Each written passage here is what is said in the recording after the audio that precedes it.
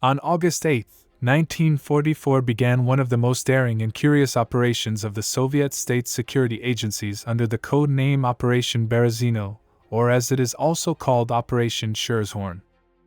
It all began after the largest offensive operation of the Red Army in the summer of 1944, as a result of which the territory of Belarus was completely liberated from the Nazis. And in the rear of the Red Army remained large German units that were trying to get out of the encirclement.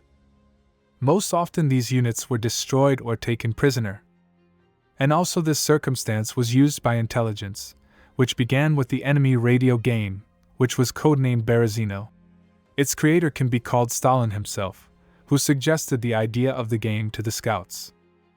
They were to mislead the Germans, to create the impression of active operations of German units in the rear of the Soviet army, and then deceptively force the German command to use its resources to support them.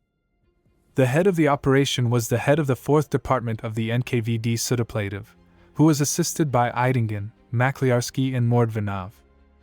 The work of radio operators was led by William Fisher. August 18, 1944, the Germans were informed that in the area of the Berezina River hides a German unit of more than 2,000 people under the command of Lieutenant Colonel Schernhorn. In reality, such a unit did not exist. Lieutenant Colonel Heinrich Schernhorn was captured near Minsk and recruited by the NKVD. His group included German agents, former prisoners of war, as well as German anti-fascists. Schernhorn and his entire unit were led by a special task force of Soviet intelligence. It was assisted by 20 machine gunners. That's the whole Schernhorn's army. In addition, to keep the operation from accidents, the approaches and its location were carefully guarded by army patrols, and not far from it was camouflaged several anti-aircraft and machine gun installations. The Germans did not immediately respond to the radiogram. Apparently, they through some of their records and channels checked the identity of LT. Finally, on August 25, they gave instructions to contact Schernhorn to report the exact coordinates of the unit to throw out the cargo and delivery of the radio operator. On the night of September 15th to 16th, the Germans threw out 3 radio operators at the specified coordinates. They were met and taken to Schernhorn. They reported that the part of Schernhorn was reported to Hitler and Göring, who ordered to convey that everything possible would be done to save it. A doctor and an officer from the air unit would be sent to the unit to pick up an area for the planes to land. 2 German radio operators managed to be recruited and they joined in, confirming the existence of Schernhorn's unit. And the Germans kept throwing out loads of food, equipment, and medical supplies.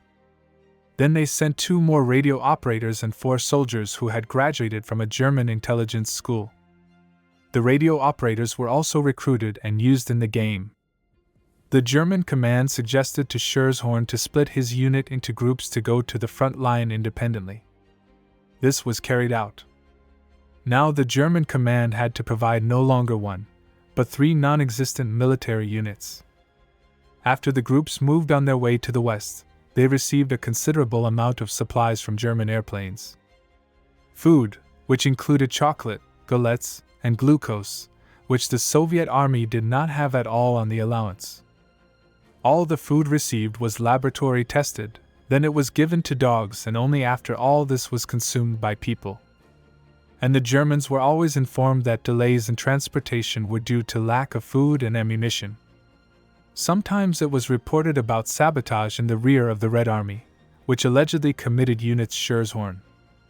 From the end of October 1944, the German command became increasingly insistent that Schernhorn prepare conditions for landing planes.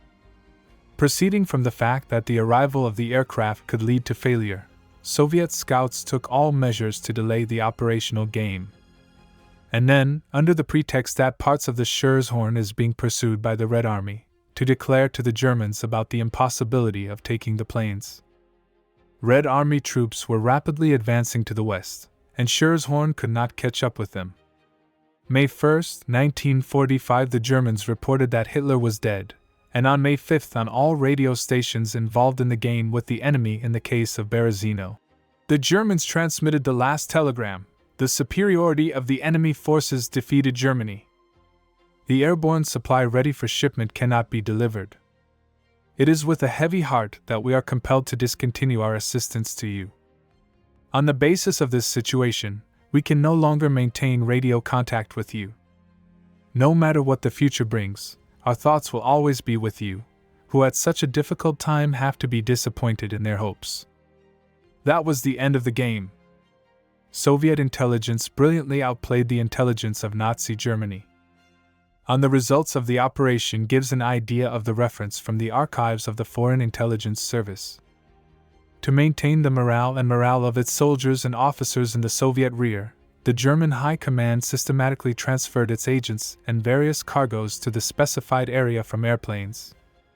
Thus, according to archival data, from September 1944 to May 1945 the Germans made 39 airplane sorties to the Soviet rear and threw out 22 German spies who were arrested, 13 radio stations, 255 places of cargo with arms, ammunition, uniforms, medicines, food and 777,000 rubles of Soviet money.